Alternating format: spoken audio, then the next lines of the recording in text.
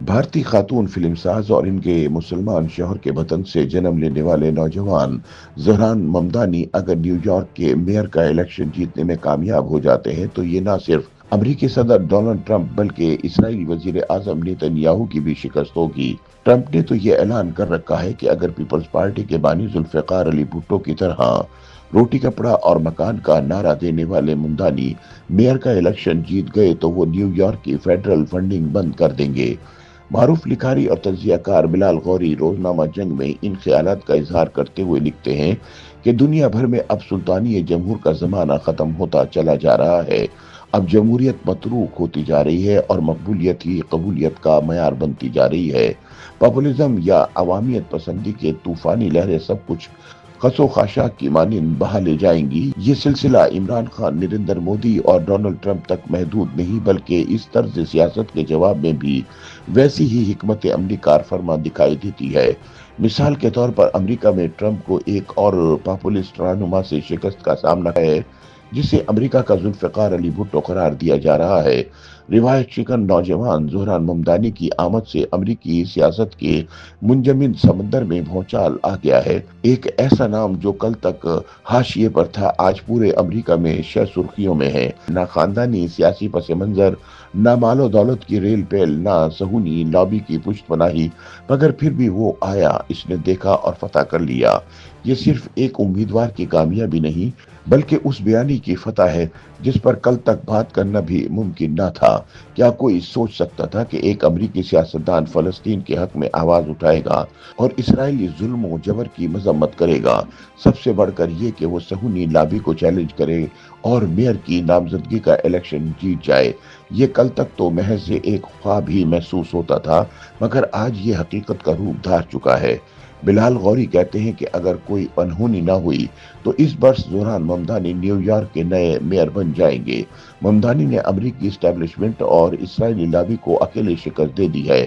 ممدانی نے primary election جیت لیا ہے اور وہ نیو یارک کے اگلے میئر بننے جا رہے ہیں۔ یہ نیو یارک شہر کا سیاسی نقشہ تبدیل ہو رہا ہے۔ پہلی بار ایک مسلمان میئر سامنے آ رہا ہے۔ مگر سوال یہ ہے کہ ممدانی کون ہے، کہاں سے اور کیسے نمودار ہوا، اس کے جیتنے کے امکانات کیا ہیں، اور کیا وہ واقعی اسرائیلی مخالف یا پھر اپنے حصے کے بیوقوف جمع کرنے والا ایک اور پاپولسٹ ہے؟ بلال غوری بتاتے ہیں کہ امریکہ میں اسرائیلی لابی اتنی طاقتور رہی ہے کہ اگر ڈیموکریٹک یا ریپبلکن پارٹی کا کوئی امیدوار یہودیوں کو ناراض کرتا تو اس کے لیے اگلا الیکشن جیتنا تقریباً ناممکن ہو جاتا۔ لیکن اب ہم ایک معجزہ رونما ہوتا دیکھ رہے ہیں، ایک نوجوان جو اسرائیل کی پالیسیوں کی کھل کر مخالفت کرتا ہے اور فلسطینیوں کی حمایت کرتا ہے، اس نے انتخابات کے پہلے مرحلے میں کامیابی حاصل کر لی ہے۔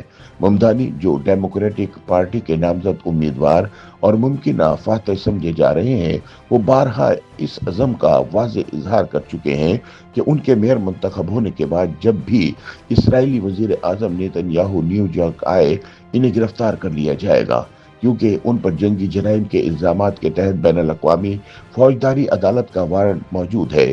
وہ فلسطینیوں کا قاتل ہے، اس نے انسانی حقوق کو پامال کیا ہے۔ اسرائیل جسے امریکہ میں مقدس گائے کی حیثیت حاصل ہے، ممدانی نے اسے بے نقاب کیا اور اس کے نتیجے میں عوامی تائید اور حمایت حاصل کی۔ اب سوال پیدا ہوتا ہے کہ وہ یہاں تک کیسے پہنچے۔ بلال غوری کے مطابق اگر یہ کہا جائے کہ ممدانی کہیں سے اچانک نمودار ہوئے تو یہ کوئی مبالغہ نہیں ہوگا۔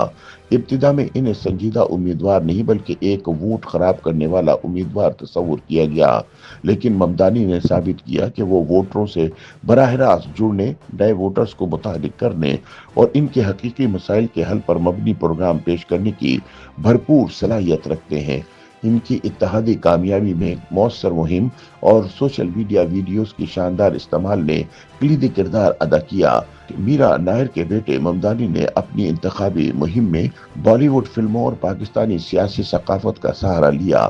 اپنی ایک وائرل ویڈیو میں ممدانی نے 1975 کی ایک بھارتی فلم کا حوالہ دیا جس میں فلم سٹار امیتابھ بچن کہتا ہے، میرے پاس بلڈنگ ہے، پراپرٹی ہے، بینک بیلنس ہے، بنگلہ ہے، گاڑی ہے، تمہارے پاس کیا ہے؟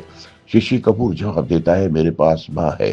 यहाँ जोरान ममदानी अदाकार शाहरुख खान की तरह बाजू फैलाकर नमूदार होते हैं और अपने वोटर्स को मुखातिब करके कहते हैं, मेरे पास तुम हो।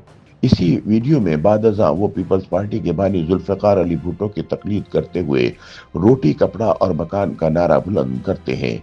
हकीकत में यही नारा इनके सियासी नजरिए की बुनियाद है। ममदानी किरायों को मुंजमद करने, बसों को मुफ्त बनाने और हर बच्चे के लिए निगहदाश्त को मुमकिन बनाने के ख्वाब दिखा रहे हैं और इन्हीं वादों के बायस इनकी मकबूलियत बढ़ रही है। अमेरिकी सदर डोनाल्ड ट्रंप पहले ही इनके मुखालिफ हैं और अब ममदानी के तमाम हरीफ मिलकर इन्हें हराने की कोशिश कर रहे हैं। न्यूयॉर्क मेयर का इंतखाब अब एक गैर मामूली और हंगामा खेज मरहले में दाखिल हो चुका है, क्योंकि कुछ डेमोक्रेट्स खुद ही अपनी पार्टी के नामजद उम्मीदवार ममदानी को हराने के लिए एक हो गए हैं और पार्टी पॉलिसी के बरक्स आजाद उम्मीदवार के तौर पर इलेक्शन लड़ने की मंसूबाबंदी कर रहे हैं। अगर ममदानी कामयाब हो जाते हैं तो वो गुज़िश्ता सदी के दौरान न्यूयॉर्क शहर के सबसे कम उम्र मेयर होंगे और ये न सिर्फ ट्रंप बल्कि उनके इत्तेहादी नेतन्याहू के लिए भी बड़ी शिकस्त होगी। बाज लोग तो ममदानी को जुल्फिकार अली भुट्टो से तशबीह दे रहे हैं, लेकिन मेरे ख्याल में ममदानी एक पॉपुलिस्ट है जिन्होंने माजी के तमाम मकबूलियत पसंदों के औसाफ मुस्तार लेकर जदीद तकाजों से हम आहंग एक नया नुस्खा मुतारिफ करवाया है। YouTube पर गूगली न्यूज देखने के लिए youtube.com की सर्च बार में गूगली न्यूज टीवी टाइप करें। गूगली न्यूज के पेज पर सुर्ख रंग के सब्सक्रिप्शन वाले बटन पर क्लिक करना ना भूलिए। YouTube पेज पर अपलोड होने वाली वीडियोस से बाखबर रहने के लिए बेल आइकन पर क्लिक कीजिए। आपको हर नई वीडियो के बारे में नोटिफिकेशन मौसूल हो जाएगा।